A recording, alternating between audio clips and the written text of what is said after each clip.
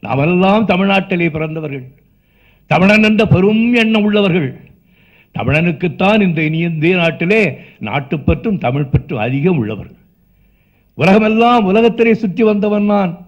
எத்தனை தமிழர்கள் அப்பா உயர்ந்த பதவியிலே டாக்டர்களாக, இன்ஜினியர்களாக, அவர்களெல்லாம் நம்மை பார்த்தால் மதிக்கிறார்கள் அப்பா, ஓடி வந்து நம்மை வணங்குகிறார்கள் காலிலே விழுந்து. அப்படி ஒரு பெருமை தமிழ்நாட்டானுக்குத்தான் இருக்கிறது. நாமெல்லாம் பல நேரங்களில் பல பேரை நினைத்துக் கொள்ள வேண்டும். அறிவோடு வாழ வேண்டும் என்றால் பெரியாரை நினைத்துக் கொள்ள வேண்டும். நன்றாக படிக்க வேண்டும், எழுத வேண்டும், பேச வேண்டும் என்றால் அண்ணாவை நினைத்துக் கொள்ள வேண்டும்.